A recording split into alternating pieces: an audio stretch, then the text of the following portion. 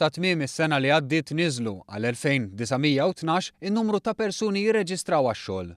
Biex meta mqabbel mas-sena 2015 il-qatt naqas b'1703 persuni għax dakinhar il-qatt kien ilaħħaq l-4438. Din l-istatistika tikkonferma li n-numru ta' dawk jirreġistraw huwa 60% inqas minn dak li kien fil-bidu ta' din il-leġislatura, meta kien hemm 7350 persuna f'pajjiżna li kienu bla xogħol. Dan għax taħt din l-amministrazzjoni bħala medja kull jumejn 6 persuni li kienu qiegħda sabu xogħol. Il-Prim Ministru qal li dan huwa riżultat tal-fatt li l-pjan ekonomiku tal-Gvern qed jaħdem. Wara kull numru hemm persuna, hemm familja.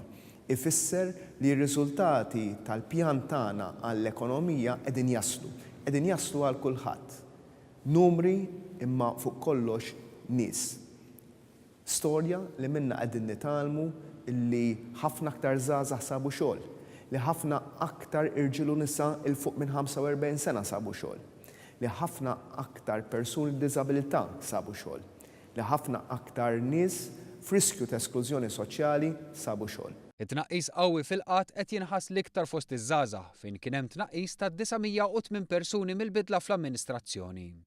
Fl-istess perjodu kien hemm ukoll tnaqqis ta' 1608 fin-numru ta' persuni jirreġistraw u li għandhom età ta' 45 sena jew iktar.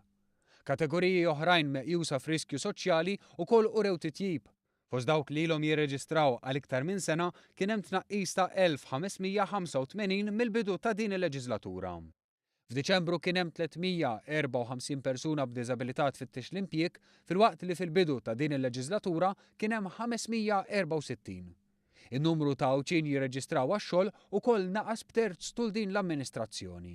Dan kollu juri li minkejja li bħalissa għandna perjodu impenjattiv fil-Presidenza tal-Kunsill tal-Unjoni Ewropea, ħsiebna jibqa' l-ewwel f'pajjiżna u jibqa' l-ewwel fil-familji u fin-negozji Maltin u Għawġin.